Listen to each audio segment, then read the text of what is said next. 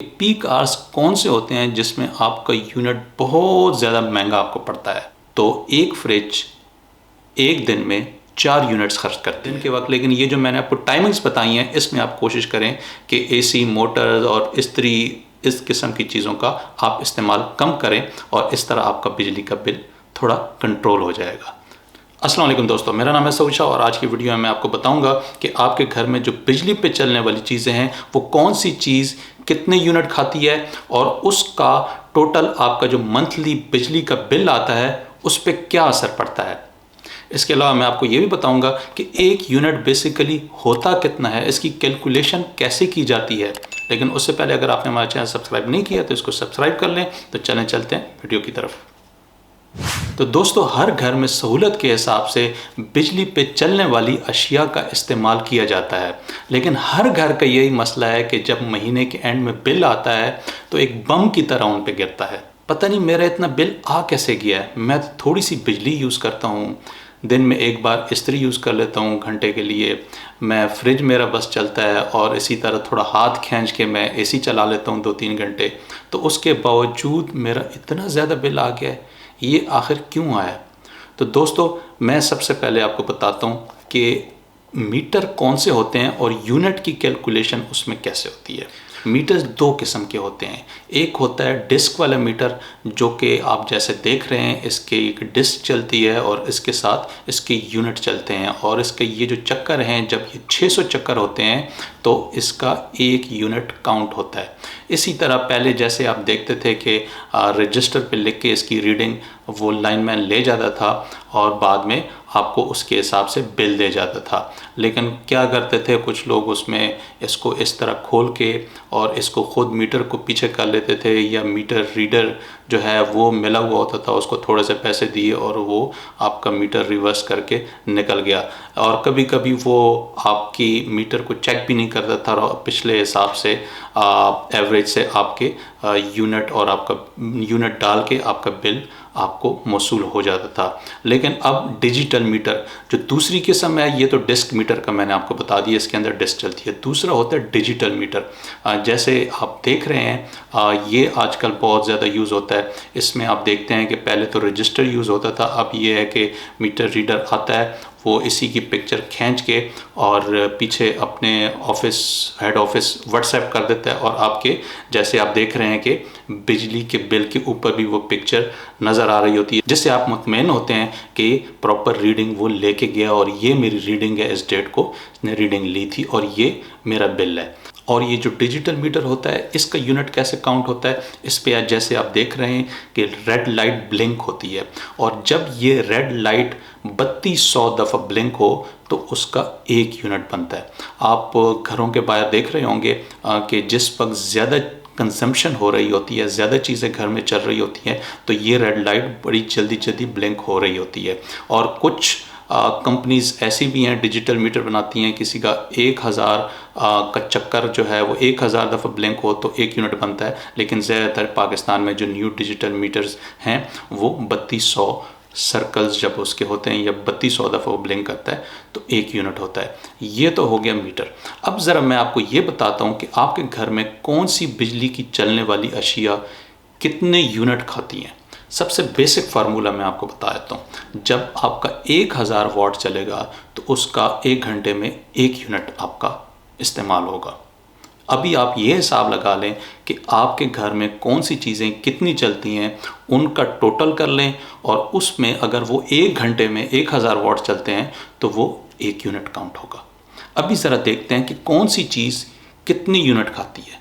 यानी 1 यूनिट 1000 वाट पर घंटा के बराबर होता है। अब ज़रा देखते हैं कि जो हम इस्त्री यूज़ करते हैं ये हमारी कितनी बिजली खाती है। इस्त्री 1000 वाट की होती है, यानी अगर इस्त्री एक दिन में 1 घंटा चले तो ये 1 यूनिट बिजली खर्च करेगी। इस तरह अगर हर रोज़ 1 घंटा चले तो महीने के 30 दिनों में इस्त्री का इस्तेमाल 30 यूनिट के बराबर हो सकता है। अभी ज़रा मैं आपको फ्रिज के बारे में बताता हूँ। जो आम तौर पर जो फ्रिज होती है वो 250 वाट पावर की हामिल होती है और इसके जो ये वाट्स होते हैं, ये जो फ्रिज होती है ये अमूमन गर्मियों के मौसम में 16 घंटे चलती है और बाकी का जो टाइम होता है उसमें इसका कंप्रेसर बंद रहता है अमूमन। और अगर अभी हम इस 16 घंटों को हम 250 वाट से ज़रब दें अपने फार्मूले के हिसाब से, तो एक फ्रिज एक दिन में 4 यूनिट्स खर्च करती है, जो एक महीने में 120 यूनिट्स बनते हैं। ये तो हो गई फ्रिज की कैलकुलेशन। अब ज़रा आते हैं बड़े हाथी की तरफ कि हमारा कमबख्त एसी कितनी बिजली खाता है। नहीं, हाथी को अभी रहने दें, अभी ज़रा पंखों का हिसाब लगा लेते हैं कि हमारे जो घर में पंखे हैं ये कितनी बिजली खाते हैं। इसी तरह दोस्तों, अगर हम पंखे की बात करें तो हम ज़रा देखते हैं कि एक पंखा कितनी बिजली खाता है। नॉर्मली गर्मियों में पंखे दिन रात चलते हैं और एक पंखा तकरीबन 80 वाट्स की पावर कंज्यूम करता है। और अगर दिन में 12 घंटे 3 पंखे चलें तो ये एक दिन में 2.44 यूनिट का इस्तेमाल करेंगे, जो कि एक महीने में तकरीबन 87 यूनिट्स खर्च करेंगे। तो ये हो गया पंखों का हिसाब। अब आते हैं फिर हाथी पे। एसी यानी एयर कंडीशन कितनी बिजली लेता है। दोस्तों, अगर देखा जाए तो घर के अंदर गर्मी के मौसम में बिजली के बिल में सबसे ज़्यादा इजाफे का सबब यही एसी बनता है। 1 टन की एसी 1200 से 1600 तक की ताकत का हामिल होता है, जबकि 1.5 टन का एसी 1800 से 2500 वाट खाता है। और 1.5 टन का एसी एक घंटे में 2.5 यूनिट्स का इस्तेमाल करता है, 2.5 यूनिट्स। जितने घंटे एसी चलाया जाएगा इतने ही यूनिट बढ़ते जाएंगे और इस तरह बिजली के बिल में इजाफा होगा। तो दोस्तों, ये मेन चीज़ें मैंने आपको घर में बता दी कि आपका जो एसी है, आपका जो फ्रिज है, आपकी जो इस्त्री है, आपके जो पंखे हैं, ये कितनी बिजली खाते हैं। इसी हिसाब से जो मैंने आपको फॉर्मूला बताया है कि 1000 वाट 1 घंटा अगर चलें तो 1 यूनिट आपका खर्च होगा।